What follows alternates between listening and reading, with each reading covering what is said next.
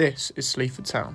They currently play in the United Counties Premier Division North, Step 5 of the English non-league football pyramid. Everyone was so keen to try and stop the ship sinking.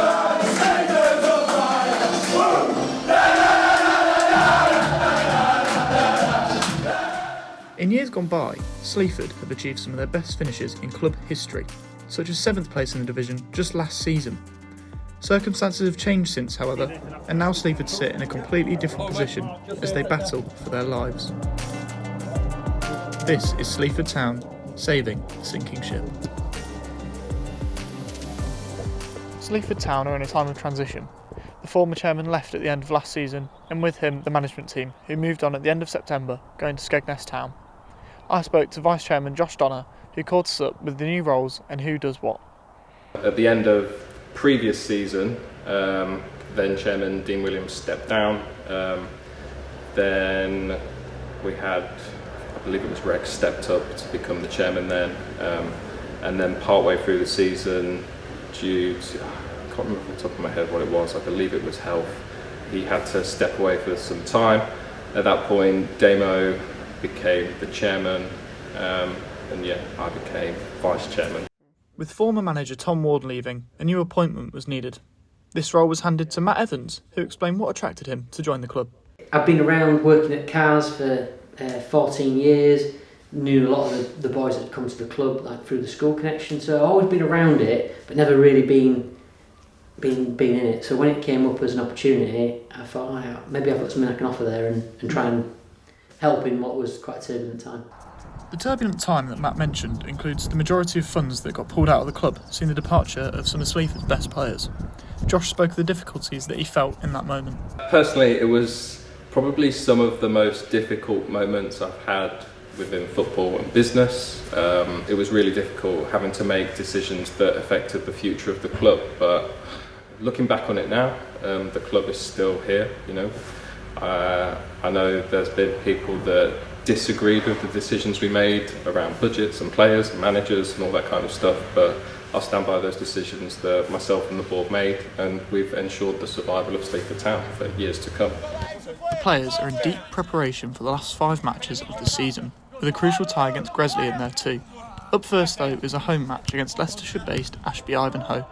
They currently sit mid-table with nothing to play for towards the end of the season. They can't reach playoffs or automatics, and there's no fear over relegation. The match kicked off, and with that, the start of Sleaford's big push was underway. The first half was slow, with neither side able to create any chances. Ashby came closest a few times, with a few chances coming wide of the mark. In the second half, Sleaford went from strength to strength, dominating the match and starting to create more chances. Eventually, the ball found Andy Whalen, who turned his man and buried his effort. With that, the referee blew for full time, and Sleaford secured 3 valuable points, much to the joy of players and staff.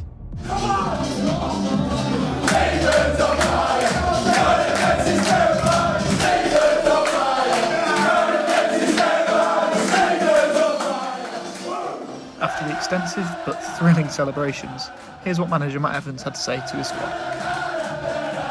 Nervy parts, but Jesus Christ, we asked you to be men, we asked you to step up. The game management was as disgusting as it was sublime, superb. Looking straight at you there, I didn't mean to. After the Ashby Ivanhoe game, I caught up with fan Benji Rudkin, who shared the supporters' perspective of the match and the situation at the club. I think everyone sort of felt very, very upbeat and thought that was the turning point. Obviously, after a bad run of fixtures, I think that was the turning point. Everyone seemed to be more happier and feel more positive about the current situation and within the squad. The preparation only grew after the Ashby match, leading to 2 big matches for Sleaford. 2 weeks ago, Sleaford Town won here at home at 1-0 against Ashby Ivanhoe. A really good performance that seems to have given the lads a boost. Match that with a 1-1 draw away to Melton Town last weekend, and the lads look in a really good position to stay in the division. Today, they face Gresley Rovers, a similar side, also relegation threatened. If they can win today, it's sure they'll be safe. The fans all started to turn up while the 2 squads warmed up, ready for their biggest game of the season so far. With spirits high for Sleaford before the Gresley game, they only got better, with an early goal from Sam Greenwood straight into the back of the net from a corner. The lead didn't last long, however, with with Gresley equalising through a thunderous strike. They got a second not long later, with another one hitting the top corner, no chance for the goalkeeper. An injury to keeper Harrison Leach left Sleaford in a very sticky situation, as they had to bring on defender Lewis Smalley between the sticks for the second half. This gave Rovers a complete control in the second half. They scored twice more to give them a 4-1 lead. The Greens got one back through an own goal in added time, but by then it was too little, too late. Conceding goals became a big issue for Sleaford, which has frustrated the manager and his team. You shouldn't concede 4 goals each time you play a relegation rival. And when we look back at it and we see the mistakes that we made that gave those goals, they're all around sort of naive individuals making errors under pressure. They know they've got to win, you know. Going into that day, you sort of felt quite positive because of the recent performances. Like you say, beat Ashby with a pretty good performance on a tough day, really, with the wind. And then Melton, again, we said they were a good side, and we were happy with that point, obviously, until we saw the results come in, unfortunately. And then you think Gresley, that's again, they're below us. You want to win that game first of all, so then they don't gain points on you because that's your job that day. So obviously to end it like that, and obviously after that fast start, obviously things out of control with Harrison as well. But Pressure really started to strike the Greens following their 4-2 defeat. It was the worst possible situation they could be in, with both teams around them winning. Training ramped up as it was added stress for the management team. There's one game left for Sleaford, and safety is in their hands. So, we're just about to head to the ground now. It's Boston Town, it's Judgment Day. A win for Sleaford and they're safe. Lose or draw on the other hand, and they're relying on Kimberley and Gresley to do the same thing.